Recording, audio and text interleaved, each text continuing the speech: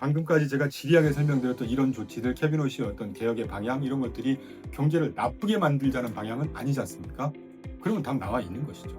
그래서 중장기적으로 단기적으로 뭐 에어파켓처럼 왔다 갔다 할 수 있습니다. 주식시장이라는 게 워낙 이 센티멘트도 작용하고 막 이런 거니까. 에도 불구하고 중장기적으로는 미국 경제가 더 강건해지는, 견조해지는 이런 어떤 길목에 양쪽 통화정책, 실물 재정정책의 수장들이 또는 그렇게 할 수 있는 능력 위주의 선발을 했던 트럼프, 이런 것들이 이렇게 진용을 갖춰가는 이런 그림이다 하는 생각이 들어요. 어제 새로운 연준 의장인 케빈 러시가 첫 주재했던 회의였는데 시장 반응은 어땠나요? 시장 반응 뭐 그렇게 좋지는 않았습니다. 그런데 이익 실현성 내지는 그 말 그대로 케빈 워시가 어떤 미디어 인터뷰 이런 거 이따가 말씀드리겠지만 그런 내용이 뭔가 굉장히 매파적이었다라고 평가를 지금 언론에서 하는 것 같아요. 저는 전혀 다른 생각을 하고 있습니다. 애초에 제가 여러 방송에서 케빈 워시가 이런 얘기를 했고 이런 주안점이 될 거다라는 거에 크게 지나지 않았거든요. 담담하게 본인이 앞으로 할 일에 대해서 그냥 냉철하게 얘기했던 것 정도다. 그런데 이제 기존 연준 의장님하고는 이제 바뀌었고 그분하고 생각이 틀리고 워딩도 틀리고 다 다를 거 아닙니까? 그러니까 시장에서는 이제 조금 뭐 불확실성 내지 뭐 그런 거에다가 이제 이익 실현성도 하고 요새 빠졌다고 하면 또 많이 오르고 막 이런 식이잖아요. 그래서 어제 이 빨강색이 어제 하루에 업종 등락률인데 대부분의 업종이 쑥 다 빠졌죠. 뭐 1% 정도 빠졌고 적게는 0.1%뭐 이렇게 빠졌는데 뭐 이 정도가 대세가 바뀔 전혀 그런 건덕지가 안 된다 이런 생각하고 있습니다. 그러면 어제 FOMC 회의 이전에 케빈 러시가 어떤 방향으로 연준을 이끌어갈지에 대한 내용이 있었나요? 지난 5월 21일 날 백악관에서 이제 연준 의장으로 공식적으로 그 취임식을 했습니다. 그때 트럼프가 뭐라고 했냐면요. 워시는 역대 최고의 의장으로 기억될 것이다. 물론 본인이 지명을 했으니까 이렇게 지켜 세워줘야 됐겠죠. 그런데 이거부터 좀 봐야 돼요. 트럼프가 이전 제롬 파월 의장님 계실 때는 굉장히 비판하고 뭐 느림보 무슨 뭐 심지어 바보 같다는 표현까지 서슴지 않으면서 디파트먼트 저스티스죠. 막 법무부 조사까지 끌고 가고 막 이랬었는데 이번에 이제 자기 사람이다 보니까 의장으로 기억될 거다라고 하면서도 뭐라고 했냐면 분명합니다. 완전히 독립돼서 할 일을 하길 바란다. 나를 쳐다보지 마라. 다만 디플레이션을 유발할 수 있는 성장 방해까지는 안 된다. 딱 이 세 줄을 했습니다. 여러분 보세요. 시장에서 이제까지 해석했던 트럼프는 무조건 금리를 내리기를 원하는 사람이고 그러니까 그래서 트럼프를 계속 괴롭혔고 이거하고는 굉장히 다른 내용입니다. 일국의 대통령이고 전 세계 일장 먹는 대통령이 이런 발언을 그렇게 아무 생각 없이 한다. 저는 그렇게 생각 안 해요. 일단 이렇게 반응을 했는데 어제 앞으로 말씀드릴 FOMC 미디어 인터뷰라든가 성명서 이 내용에 대해서 이제 인터뷰를 또 했나 봐요. 그리고 거기 아주 좋은 사람이 있으니까 그가 원하는 대로 따르겠다라고 분명히 인터뷰를 했습니다. 이게 어떻게 보면 금융통화 정책의 기본 스탠스 그리고 통수권자의 금융통화 정책을 바라보는 관점이라고 생각을 하셔야 돼요. 기존의 케빈 워시가 단연간의 의견 표력했던 인터뷰 같은 걸 종합을 딱 해보니까 기존의 FMC는 정책 금리를 올릴 거냐 내릴 거냐 조절할 결정을 할 때 다분히 학자적인 관점에서 시장을 바라보고 분석을 했었어요. 그러니까 예를 들면 과거에 한 필립스 곡선 저도 경제학 전공하면서 많이 썼고 레그넘 하면서도 초기에는 몇 번 인용하고 방송에 쓰고 그랬는데 요새는 이 연준 얘기할 때 필립스 곡선 전혀 얘기 안 나옵니다. 다분히 아카데믹한 툴이거든요. 그러니까 이런 걸 버리고 실무 중심의 회의, 실무 중심의 행보를 보이자. 그러니까 그 근저에 리얼 데이터, 다시 말하면 말씀드리면 로 데이터를 기반으로 판단을 하자. 이게 가장 저한테는 중요한 행보였고, 그러니까 이게 여러 개 쭉 종합하면 결국은 데이터 디펜던트라는 얘기예요. 제롬 파월 때도 그랬고, 뭐 케빈 워시가 아니라 누가 와도 기본적으로 데이터 디펜던트 해야 된다는 겁니다. 세 번째는 대차 지급도 축소하겠다. 이거는 뭐 잘 아시는 내용이죠. 그리고 이제 두 번째로 중요한 게 인플레이션 체계 개편하겠다. 뭐 어제 발표를 했었지만 테스크포스트를 통해서 다시 검토하겠다는 거잖아요. 신중한 행보를 보이는 것이죠.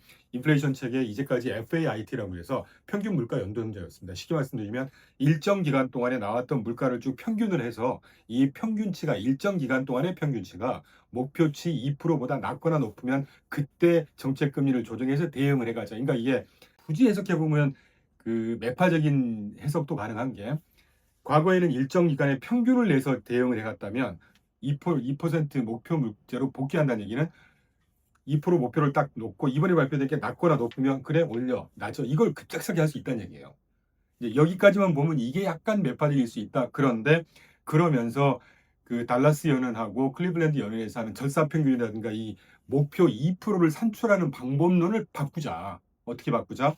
달라스은행에서 하는 절사평균이라는 게 여러 항목 중에 굉장히 많은 상승을 했던 항목이 있을 것이고 거의 상승을 안 해 밋밋한 상승을 보이는 항목들은 다 빼버리고 나머지 갖고 평균을 내자. 그런데 재밌는 게 지난 4월까지 발표된 달라스은행에서 1년 CPI를 보니까 2.3%에 불과합니다. 지금 BLS에서 발표하는 뭐 EL 그 센서스 뷰로나 이런 미국 정부에서 우리가 익히 보는 CPI가 4.2% 나오고 있거든요. 희한하죠.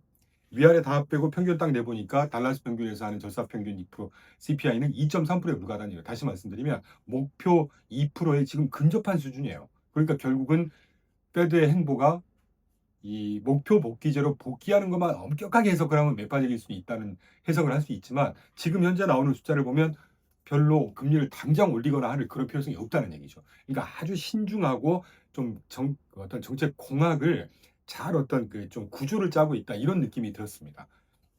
그리고 이제 무엇보다 마지막으로 폐쇄적 소통을 지향하자.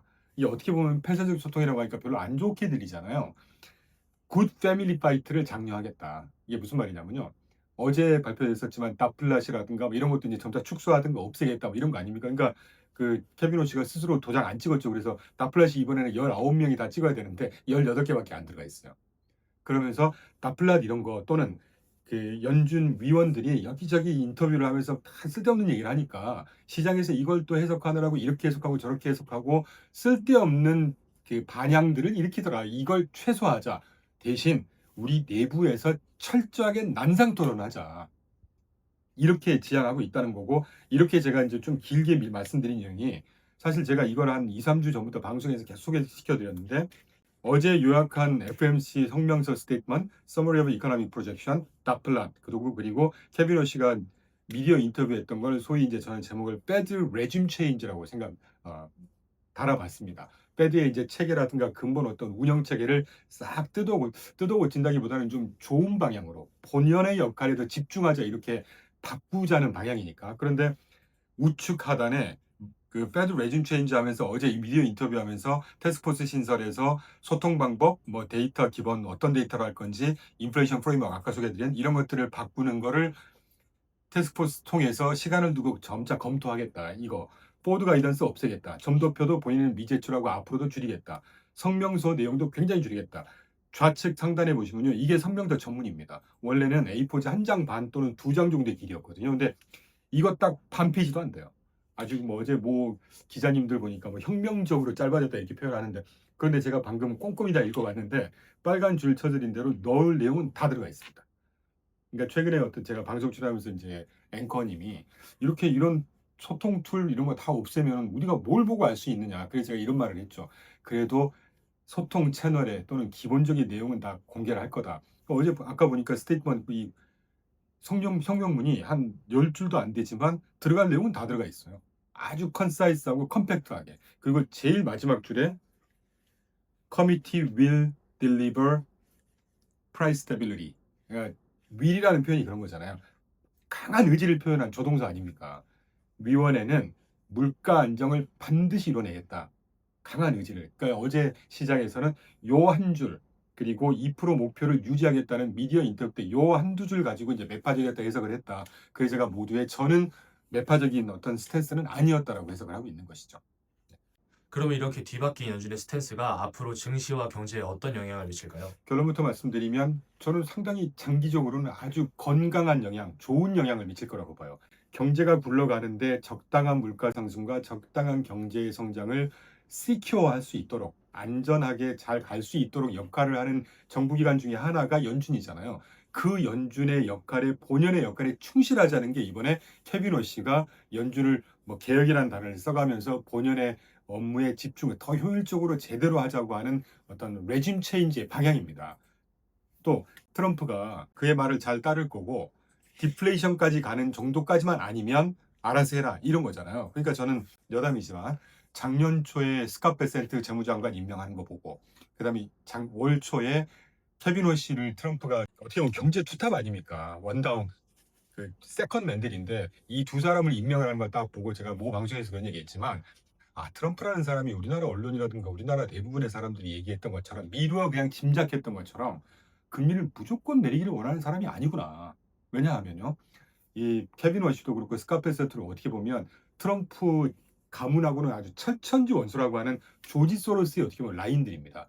예전에 조지 소로스가 퀀텀 펀드 운용할 때 그 드러켄 밀러가 좌장이었고 그 드러켄 밀러의 뭐 조수까지는 아니지만 매니저 역할을 했던 게 스카페세트였단 말이죠. 그리고 드러켄 밀러가 조지 소로스 펀드에서 독립을 해서 패밀리 오피스를 차려서 성공의 가도를 달리면서 또 오른팔로 썼던 게 케빈 워시예요. 그러니까 어떻게 보면 찾아 들어가 보면 조지 소로스의 라인들이란 말이에요. 트럼프 성정상 우리가 이해하는 트럼프 그 다혈질이고 막 즉흥적인 이런 성정상 자기하고 원수가 아주 굉장히 사이 안 좋은 가문의 어떤 도제들을 뽑을 리가 없지 않습니까?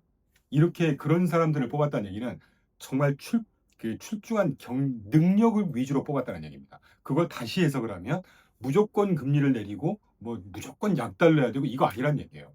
그렇지 않습니까? 경제라는 게 어떤 패권의 지위도 계속 유지를 하면서 자국 국민들한테 이득을 가져오면서 전 세계 경제를 호령할 수 있도록 만든다는 것은 때로는 저금리가 필요하고 때로는 또 금리가 올려야 되고 때로는 약달러도 필요할 것이고 때로는 강달러도 필요한 것이고 그때그때 상황에 맞춰서 아까 표현드렸던 데이터 디펜던트에서 가야 되는 거거든요.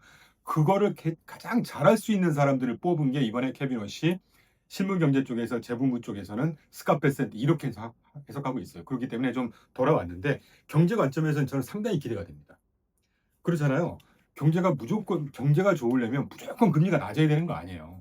2002년, 2003년도 우리 잘 경험했지 않습니까? 인플레이션 경제 막 화랑이고 돈 많이 풀었다가 인플레이션이 하이퍼 인플레이션이 와버리니까 경제가 어떻게 됩니까?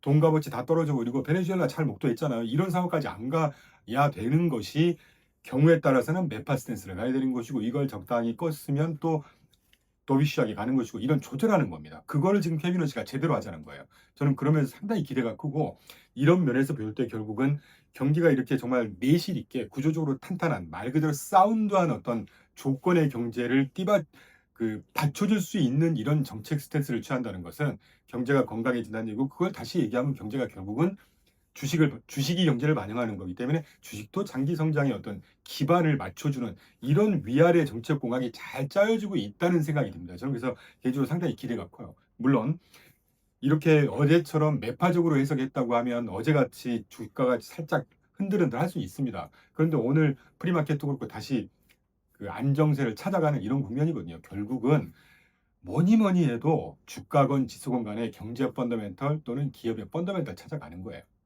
방금까지 제가 지리하게 설명드렸던 이런 조치들, 케빈 오시의 어떤 개혁의 방향 이런 것들이 경제를 나쁘게 만들자는 방향은 아니지 않습니까? 그러면 답 나와 있는 것이죠. 그래서 중장기적으로 단기적으로 뭐 에어파켓처럼 왔다 갔다 할 수 있습니다. 주식시장이라는 게 워낙 이 센티멘트도 작용하고 막 이런 거니까 에도 불구하고 중장기적으로는 미국 경제가 더 강건해지는 견조해지는 이런 어떤 길목에 그 양쪽 통화정책, 실물 재정정책의 수장들이 또는 그렇게 할 수 있는 능력 위주의 선발을 했던 트럼프 이런 것들이 이렇게 진용을 갖춰가는 이런 그림이다 하는 생각이 들어요. 한 일주일 만에 다시 찾아뵀는데요. 케빈 워시라는 분은 제가 이제 뭐 그 앞뒤 찾아보고 리서치를 많이 해보니까 굉장히 신중한 사람이고 35살에 페드 위원을 했을 만큼 아주 엘리트, 초엘리트입니다. 초엘리트라고 하면 굉장히 영리하다는 얘기고 지식이 많이 있다는 얘기죠. 하버드, 유펜 뭐 이런 데서 MBA 하셨고 아주 석학까지는 아니고 학자는 아니니까 그래서 상당히 기대가 크고요. 또 무엇보다 이런 정부 관료들이 아주 전 세계까지 영향을 미칠 수 있는 정책을 실제로 구사하는 사람들이 뭐 제롬 파월 저는 존경합니다만 제롬 파월은 조금 말이 많았어요. 안 써도 되는 말까지 굉장히 좀그 토커티브했다고 그럴까요? 너무 정보가 너무 많았다. 그거를 조금 더 컨사이스하고 컴팩트하게 의사소통 채널을 효율적이고 아주 컴팩트하게 줄이자는 거니까 이걸 굳이 부정적으로 받아들일 필요는 없다라는 생각이고 앞으로 어떤 식의 정책을 끌고 가고 어떤 게 또 어떤 또 순영향이 있을지를 한번 즐기는 마음으로 기대를 해보셔도 될 것 같은 생각을 하고 있습니다. 오늘 이걸로 인사드리겠습니다. 감사합니다.